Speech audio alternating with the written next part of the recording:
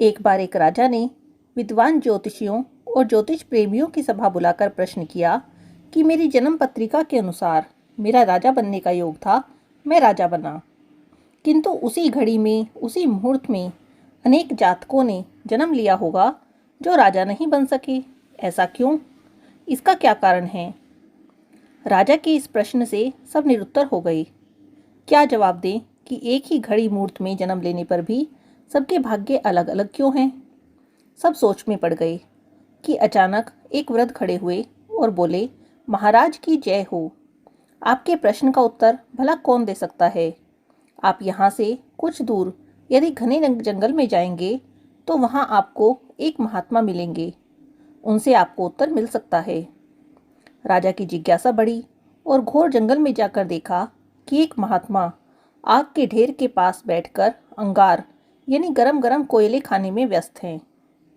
सहमे हुए राजा ने महात्मा से जैसे ही प्रश्न पूछा, महात्मा ने क्रोधित होकर कहा, तेरा प्रश्न का उत्तर देने के लिए मेरे पास समय नहीं है।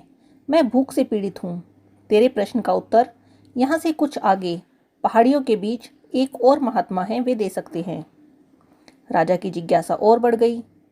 पुनः अंधकार और पहाड़ी मार्ग पार कर बड़ी कठिनाइयों से राजा दूसरे महात्मा के पास पहुंचा। किंतु यह क्या? महात्मा को देखकर राजा हक्का बक्का रह गया।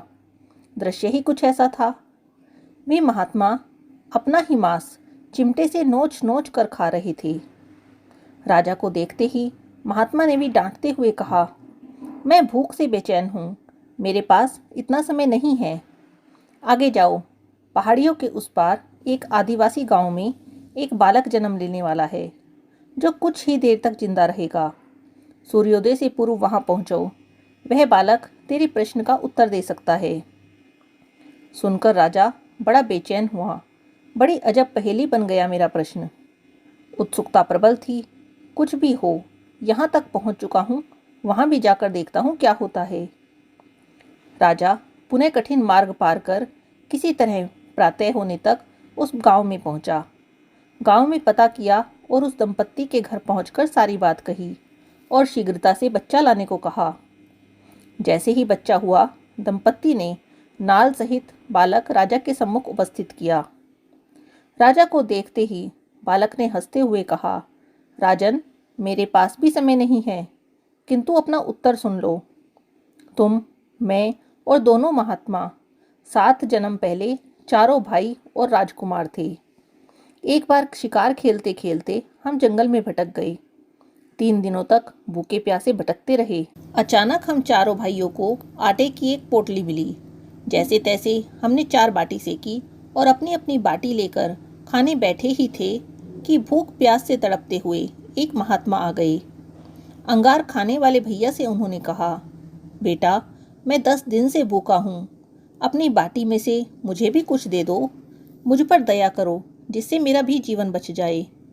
इस घोर जंगल से पार निकलने की मुझ में भी कुछ सामर्थ्य आ जाएगी। इतना सुनते ही भैया गुस्से से भड़क उठे और बोले, तुम्हें दे दूंगा तो मैं क्या आग खाऊंगा? चलो भागो यहाँ से।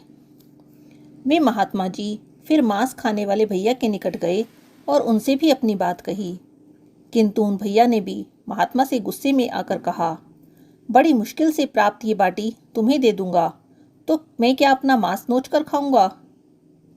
भूख से लाचार महात्मा मेरे पास भी आए, मुझसे भी बाटी मांगी और दया करने को कहा, किंतु मैंने भी भूख में धैर्य खोकर कह दिया कि चलो आगे बढ़ो, मैं क्या भूखा मरूंगा अगर तुम्हें दे दूंगा तो।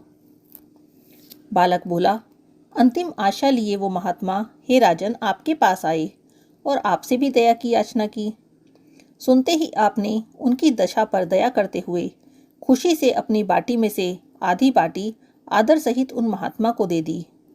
बाटी पाकर महात्मा बहुत खुश हुए और जाते हुए बोले, तुम्हारा भविष्य तुम्हारे कर्म और व्यवहार से फलेगा। बालक ने कहा, इस प्रकार हे राजन, उस घटना के आधार पर हम अपना अपना भाग्य भोग रहे हैं। धरती पर एक समय में अनेकों फूल खिलते हैं, किंतु सबके फल, रूप, गुण, आकार, प्रकार, स्वाद भिन्न होते हैं। इतना कहकर वह बालक मर गया। इसीलिए हमें हर पल ईश्वर का धन्यवाद करना चाहिए। जो असंख्य जीवों के लिए दुर्लभ है, वह मनुष्य जन्म हमें दिया उसने। जहाँ असंख्य जीवों को कूड़ा ढूंढने पर भी भोजन नहीं मिलता, हमें ईश्वर ने धनवान कुल में जन्म दिया।